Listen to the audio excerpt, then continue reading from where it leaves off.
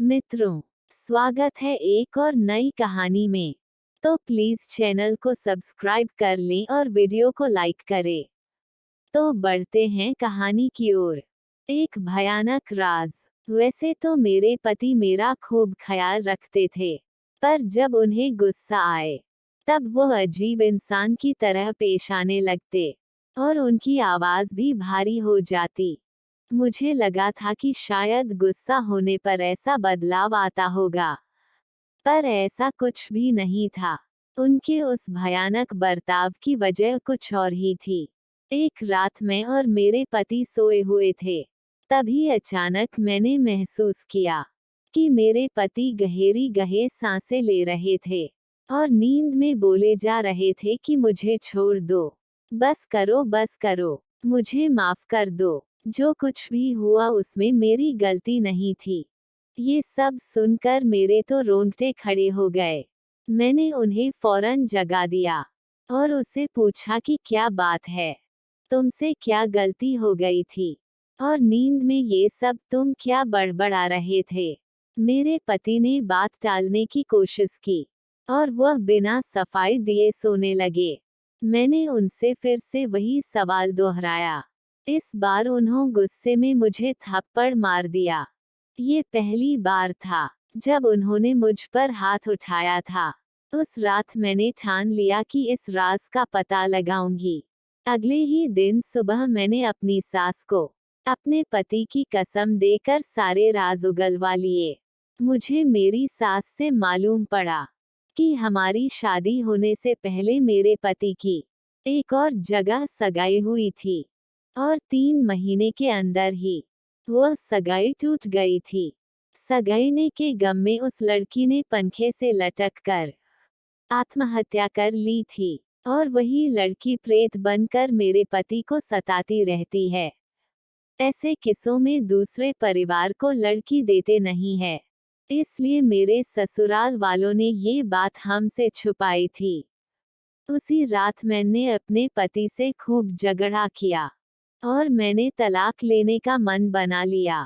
चूंकि इतना बड़ा राज उसने मुझसे छुपाकर हम सबको धोखा देकर मुझसे शादी की थी।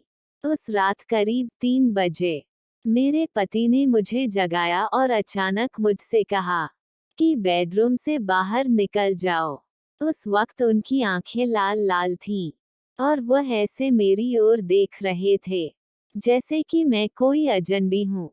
मुझे पता था कि अगर मैंने इस वक्त विरोध किया, वह मार पीट पर उतर आएगा, इसलिए मैं चुपचाप वहां से बाहर ड्राइंग रूम में आ गई।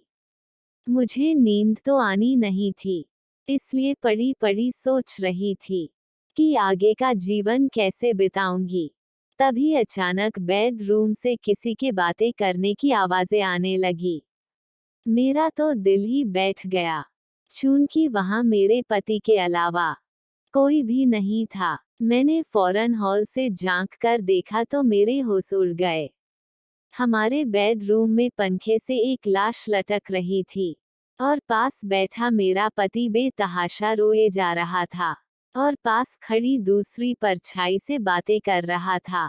ये सब देखकर मेरा तो सिर चकरा गया। मैंने तुरंत अपने सास और ससुर को जगाया और बेडरूम खुलवाने को कहा। थोड़ी ही देर में मेरा पति बाहर आ गया और सारी बातों से मुकर गया और उस वक्त कमरे में भी कुछ नहीं था।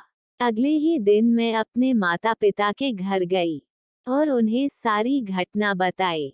मरे पापा और माँ मुझे लेकर एक ओझा बाबा के पास गए।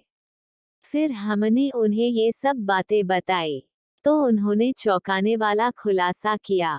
उन्होंने मेरे पति की कुंडली देखकर कहा कि जिस लड़की से उनकी सगाई टूटी थी, वह आपके पति और ससुराल वालों से त्रस्त होकर मरी है और वह लड़की तभी से बदला लेने के लिए वही प्रेत बनकर मंडरा रही है। आपके पति के शरीर, मन और दिमाग पर उस प्रेत का पूरा कंट्रोल है और वह कभी भी जानलेवा हमला कर सकती है। अगले ही दिन हमने तलाक का प्रोसेस शुरू कर दिया और उस भयानक माहौल से मैं बाहर आ गई। यह मेरी खुशनसीबी है कि मैं आज भी जिंदा सही सलामत हूँ। चूंकि मुझे तो ऐसा लगता था कि मैं धोखेबाज पति और उनकी एक्स मंगेतर के लफड़े में कहीं जान से जाती।